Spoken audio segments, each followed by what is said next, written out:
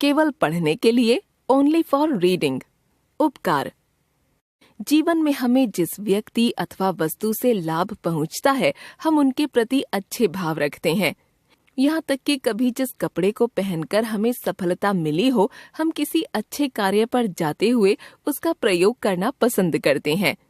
लेकिन अफसोस तब होता है जब हम उन व्यक्तियों को भूलने की भूल करते हैं जिन्होंने हमें उन्नति का रास्ता दिखाया है। मात्र धन्यवाद कहकर उस समय आभार प्रकट कर आगे चल देते हैं। रात गई बात गई की तरह हम कृतज्ञता का भाव प्रकट कर आगे बढ़ते हैं। हमें उनके उपकार को कभी नहीं भूलना चाहिए जिनकी वजह से हमारा काम बना हो या हमारी सफलता में उनका योगदान हो। कभी बचपन में मेरी अध्यापिका ने एक कहानी सुनाई थी जो दिल पर असर कर गई थी।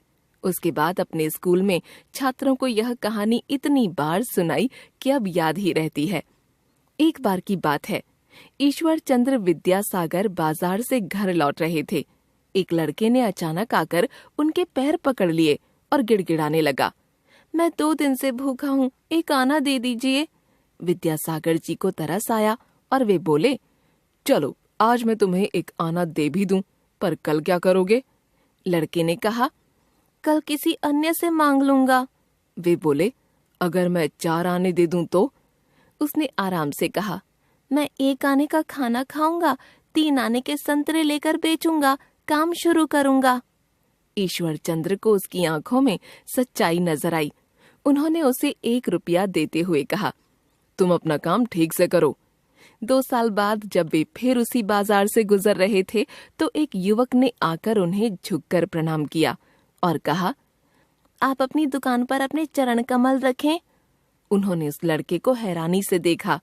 यह वही बालक था जो उनका रुपया लौटाते हुए आभार प्रकट कर रहा था। ईश्वर चंद्र ने उसे पहचानते हुए कहा, इस आभार की जरूरत नहीं, एक देशवासी होने के नाते मेरा कर्तव्य था कि एक नेक इरादे से मैं तुम्हारी सहायता करूं। मेरा 1 रुपया सार्थक हुआ। तुम भी इसी तरह यह रुपया किसी अन्य योग्य और जरूरतमंद को दे देना। संकलित।